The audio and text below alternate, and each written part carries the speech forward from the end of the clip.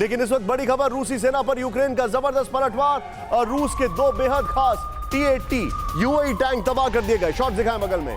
सूमी में यूक्रेन की सेना को बड़ी कामयाबी मिली है। यूक्रेन ने जारी किया आमने सामने लड़ाई का वीडियो। युद्ध में अलगाववादियों के शामिल होने का दावा किया गया।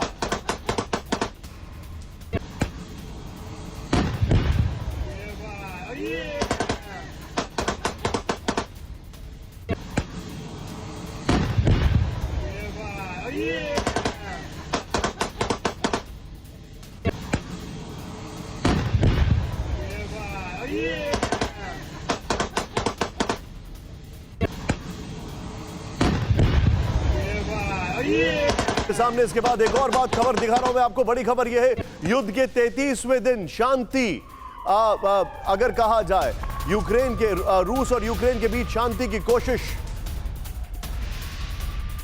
इस्तांबुल में चौथे राउंड की शांति वार्ता के लिए बैठक आज होगी। शॉट दिखाएं बगल में। 6 में से 4 पॉइंट पर रूस यूक्रेन के बीच सहमति। तुर्की ये कह रहा है यूक्रेन के नेटो में शामिल नहीं होने की शर्त भी शामिल है। ये बड़ी बात है। मैं चाहूंगा सीधे यहां पर बिग वॉल दिखाएं आपको, अपने दर्शकों को जो हमारे पास फैक्ट्स आ रहे हैं सीधे प्ले ऑन करें। क्या जानकारी है? यूक्रेन और रूस युद्ध के बीच आज दोनों देश शांति वार्ता करने जा रहे हैं। नंबर 1 चेंज करें इसको यहां पर। तुर्की के इस्तांबुल में यूक्रेन और रूस चौथे राउंड की शांति वार्ता करेंगे। नेक्स्ट चेंज करें इसको यहां पर। इससे पहले 28 फरवरी, 1 मार्च और 7 मार्च को शांति वार्ता हो चुकी है। नेक्स्ट चेंज करें।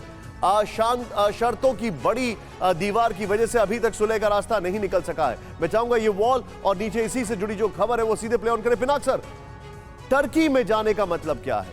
अब टर्की का जो रोल है वो बड़ा ही इस मामले में बिगाइलिंग है। क्यों? ये वही टर्की है जिसने S-400 देने के एवज में कैंसल्ड F-35 की डिमांड रख दी अमेरिका से। ये वही टर्की है जिसके ड्रोन्स का इस्तेमाल कर रहा है यूक्रेन रशिया को काउंटर करने के लिए। यह वही टर्की है जो दबे छिपे रशिया का समर्थन भी कर रहा है और सामने आ भी नहीं रहा है। रशिया से S-400 लिए हैं और अमेरिका से F-35 की डील की थी जो कि बाद में ट्रंप ने कैंसिल कर दी।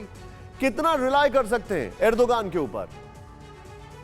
एर्दोगान दोनों साइड खेल रहा है। मतलब ये तो काफी क्लियर हो गया है, क्योंकि रशिया से उन्होंने S-400 लिया और अपना नेटो मेंबरशिप और अपने जो उनके संबंध है यूएस के साथ उसको रिस्क में डाल दिया, क्योंकि उसमें काटसा सैंक्शंस लग गए। F-35 का जिक्र आपने किया। और उधर वो यूक्रेन के साथ भी उनको सामान बेच रहा था। बैरक्टर जो उनका ड्रोन है सबसे सक्सेसफुल, पर वो ड्रोन जितने भी उन्होंने बेचे थे 35-40 वो सारे मार गिरा दिए गए। तो अब वो क्योंकि इस्तांबुल का हमेशा एक ब्लैक सी में रोल था, क्योंकि जो टर्की का, तो वो उसका इस्तेमाल करके वो इस्तांबुल में अपने गुड ऑफिसेस दे रहा है कि आप यहाँ आके बातचीत कर लें। अब वो दोनों को एक्सेप्टेबल है, यूक्रेन और रशिया को, तो इसीलिए वहीं बातचीत हो रही है। क्योंकि उसका एक जमाने से हिस्टोरिकली वहाँ पे एक ऑटोमन टर्की का एक रोल था। और अब वो एर्दोगान जो है वो अपने आप को एक वर्ल्ड लीडर, वर्ल्ड स्टेट्समैन, कुछ लोग कहते हैं कि वो नया ऑटोमन सुल्तान बनना चाहते हैं। एनीवे, वो सब चीजें हैं, उनकी एम्बिशंस हैं टर्की की, तो उसका वो इस्तेमाल कर रहे हैं। अब वार्तालाप हो रही है, अच्छी बात है अगर वो एग्री कर जाए। अब ज़ेलेंस्की लगते हैं धीरे धीरे अपना, तो 3 आपने कहा 4 मुद्दों में 3 के वो राजी हो गए हैं, तो एक मुद्दा और बच गया है। तो ये पहले ही कर लेते तो जंग होने की जरूरत ही नहीं। सर, मैं बड़ी देर से सुमेरा को इंतजार करा रहा हूं। सुमेरा, आप क्या ये समझा जाए, सॉरी आपको बड़ी देर से मैंने इंतजार कराया, क्या ये समझा जाए सुमेरा कि जो अभी खिचड़ी पकी है नेटो की, मैं खिचड़ी कहूंगा, उसमें कुछ निकल के तो आया नहीं है, सब कुछ गड़बड़ है, और जो तड़का मारना था वो बाइडेन साहब अपने फ्लिप फ्लॉप बयानों से मार के चले गए। उस खिचड़ी के बाद टर्की जो है वो थोड़ा सा टर्की के थ्रू इनिशिएट चीजों को कराया जा रहा है, क्या ऐसा लग रहा है? या क्या ऐसा लग रहा है कि यहां पर इनको एक, मतलब जो कहते हैं ना कि एक रोग स्टेट के पास चले जाओ, जो मोहल्ले का सबसे बड़ा गुंडा अगर वो लड़ाई करने आ जाए तो एक और छोटे गुंडे के पास चले जाओ, तो टर्की के पास चले गए, ऐसा कुछ लग रहा है क्या?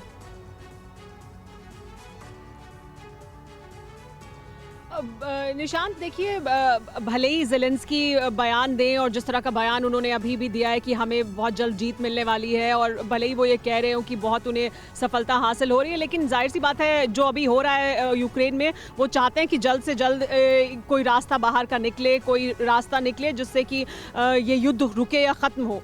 रूस भी जाहिर सी बात है चाहता है, तो वो उसके लिए विकल्प तलाश रहे हैं, चाहे वो पहले बेलारूस में बात की गई हो या अब ये जो कोशिश की जा रही है। और टर्की की तरफ से देखिए ये कहा भी जा रहा है कि 6 में से 4 पॉइंट पर वो अग्री करते हैं। बाइडेन जाहिर सी बात है वो हेडलाइंस नहीं चाहते थे, जो हेडलाइंस निकलकर बाहर आई हैं वो हेडलाइंस वो बिल्कुल नहीं चाहते थे, और उन्होंने पूरी कोशिश की अपने इस दौरे के दौरान, वो नाटो के सहयोगियों को, यूरोपियन यूनियन के सहयोगियों को ये बताते और समझाते रहे कि बिल्कुल भी नहीं हम नाटो फोर्सेस को भेजेंगे उस धरती पर, और हमें किसी भी सूरत में इसको एस्केलेट नहीं करना है वॉर को। तो दरअसल कोशिश अमेरिका की, नाटो की, यूरोपियन यूनियन की ये है कि एस्केलेट ना हो और एस्केलेट होकर उनके दरवाजे तक ना आए, क्योंकि अगर उनके दरवाजे तक आएगा तो फिर उन्हें इस जंग में कूदना पड़ेगा, इस जंग में शरीक होना पड़ेगा। तसल्ली देना उनका एक मकसद था कि सबको बता रही हैं। मेरे पास एक बड़ी इंटरेस्टिंग खबर है न्यूक्लियर अटैक को लेकर, मैं उस पर आ रहा हूं सुमेरा, आपको रोक रहा हूं बीच में। परवाह देश की, सोमवार से शुक्रवार रात 10 बजे TV9 भारतवर्ष पर।